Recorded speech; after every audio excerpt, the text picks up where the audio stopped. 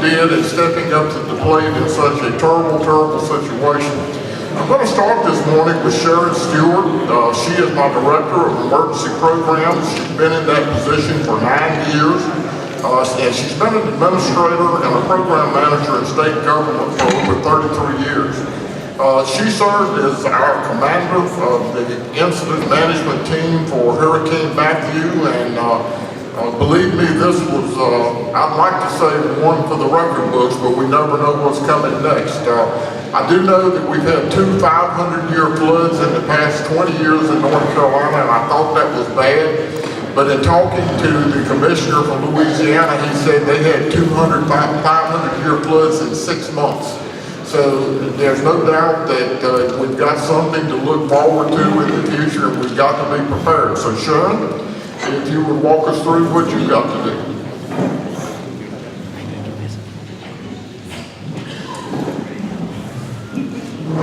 So I want to first move this down. I want to thank the commissioner personally, because this has been quite a career for me.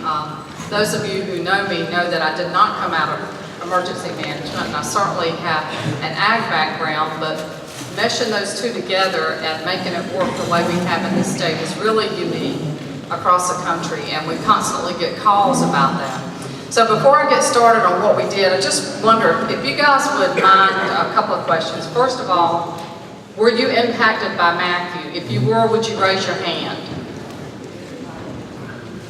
Okay, how many people responded? How many responders do we have in the room? Would you raise your hand? Okay.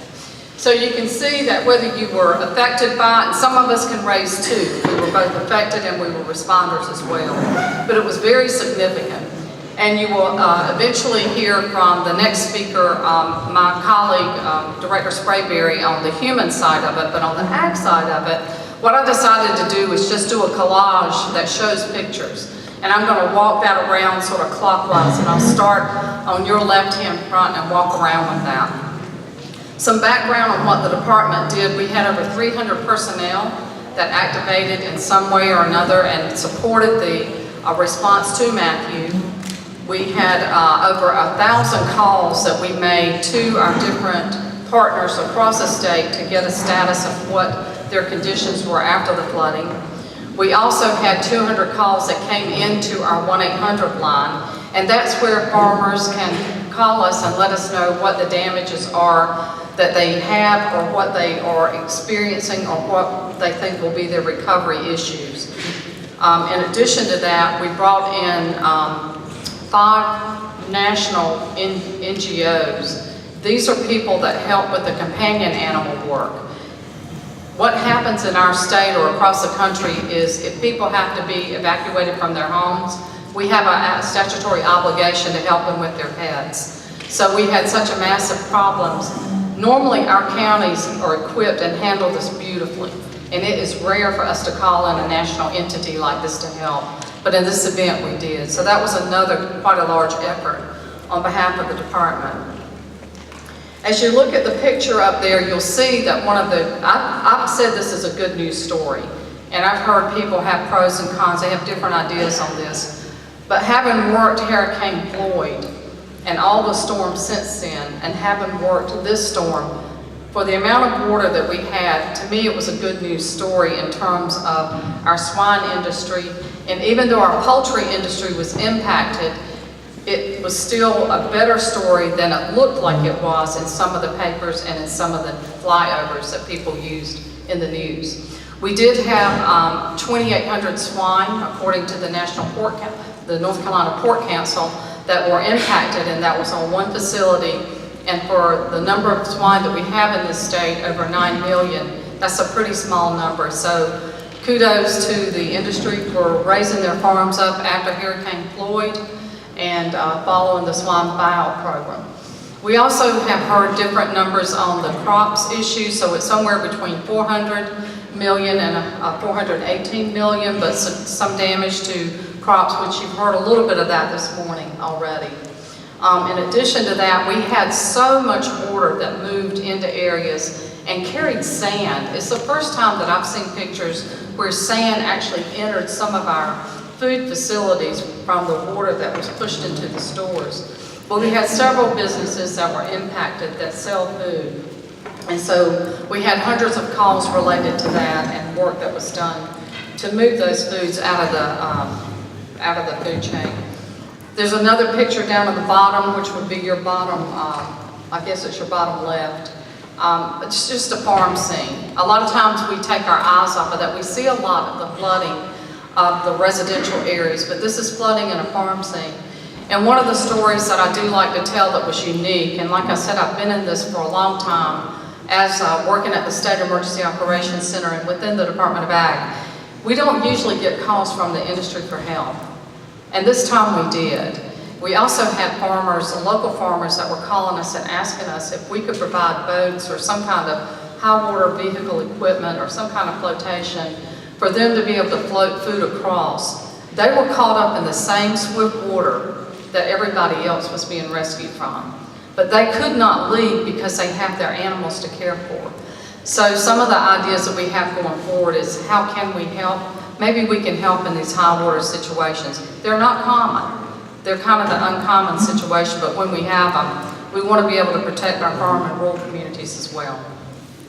You'll see us, I don't know if the picture shows up very well, but there's a helicopter down in the next picture. One of the things that we did, Cherry Farms, which is a research station with the Department of Agriculture and North Carolina State University, flooded, and just a heroic effort by the people that work in the research stations to assure that that facility was able to maintain the animals there. And so one of the things that happened is the North Carolina Forest Service used their helicopters to fly in hay bales in to make sure those animals were fed. So just another success story of using the equipment that you already have within your department and the skill sets that already are there to make a positive outcome. Another picture that you'll see there is an area that it probably maybe looks like a lot of stacked up materials. It was one of our, the Southeast Ag Center. Now in Robeson County, that's down in Loverton. In Robeson County, and any of you that are from Robeson County, I'm telling your story, so forgive me if I leave out things that seem very important to you. But I was at the state level working on this issue.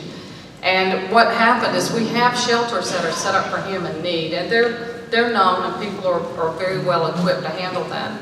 But in Robeson County, things happened so quickly, they had to spin up 6 disaster shelters. And this site was one of those, so it was spun up very quickly. So we actually had to help maintain, to some degree, help maintain the shelteries and the commodities that were on that site.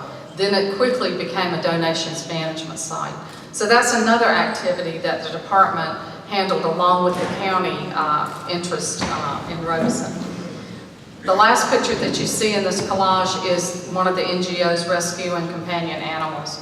When the water came so fast, there were many people that just simply couldn't get their animals either in the rescue vehicle with them or they just didn't have time to take them.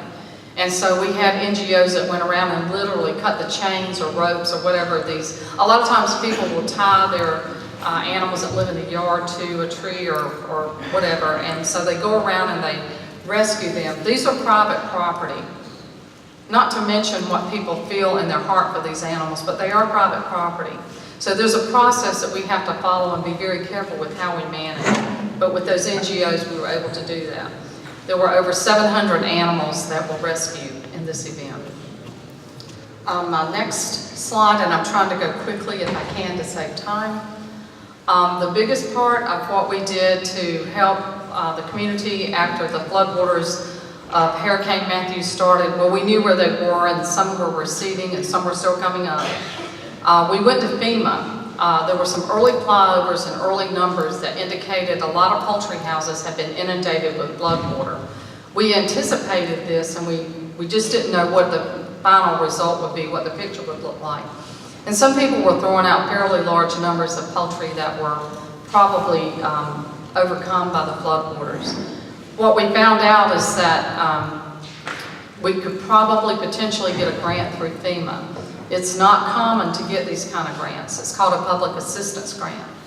And we had to do a lot of work, there are a lot of conditions, and Mr. Levy will tell you about that. to get this grant. But what we decided to do was to try to help the poultry farmers recover or start recovery by introducing the carbon source for them to use to mitigate the floodwater damage inside the house and anything that might try to come out of the house. A lot of the farmers shut their buildings up and trying to contain the water in. So we use a carbon source around the exterior of the building and then to compost the mortality inside of the house. This program, I think, has been extremely successful. I don't know if anyone sitting in the room made use of the carbon source or mortality management program, but if you did, I would appreciate hearing your firsthand story. We had a team that worked on this very diligently. We are closed out of that program. I think it's one of the fastest closeouts of a program that I've seen. We still have the paperwork to do, but close out in terms of delivery. So we used a carbon source. In this case, we're referring to sawdust and shavings. And we used them, of course, to compost the mortality, but also to help mitigate the water that was in the houses. It was a sludge.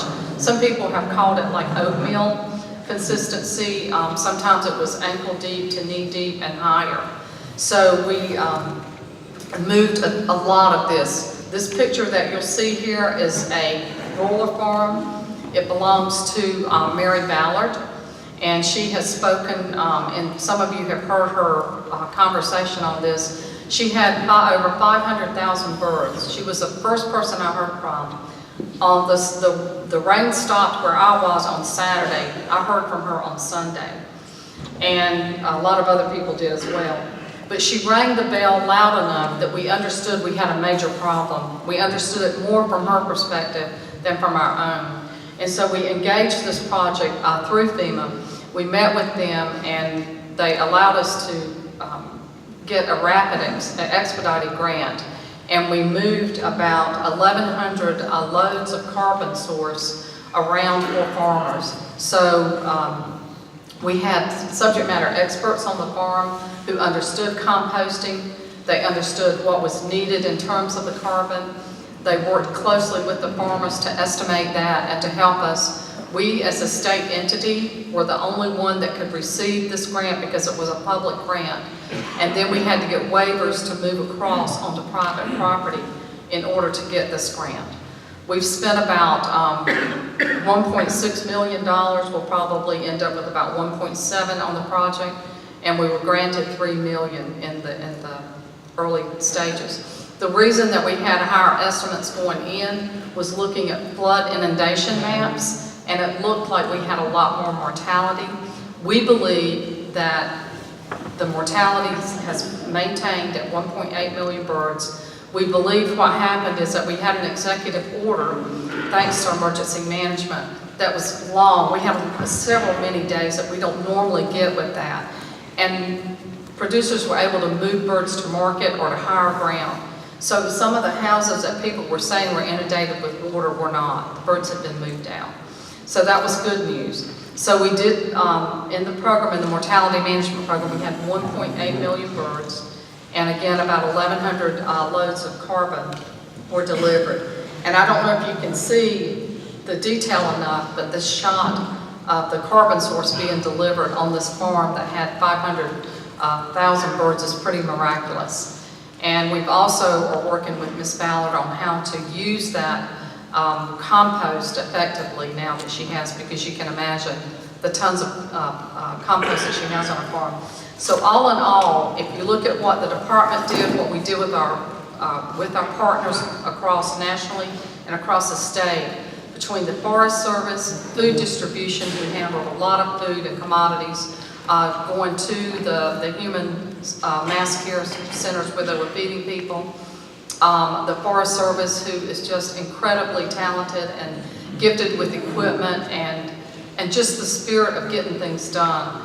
The whole department came together. Our food inspectors who went out and made sure that the food supply, they have to maintain that embargo foods that have been contacted by floodwaters. Just a lot of work. Our agronomists who work hand in hand with our cooperative extension agents on commodities and identifying the problems there. Just so many facets of the work that went on across the department, across the state for the food and ag sector. And I'm going to end my comments there, and I appreciate my time with you all on this matter.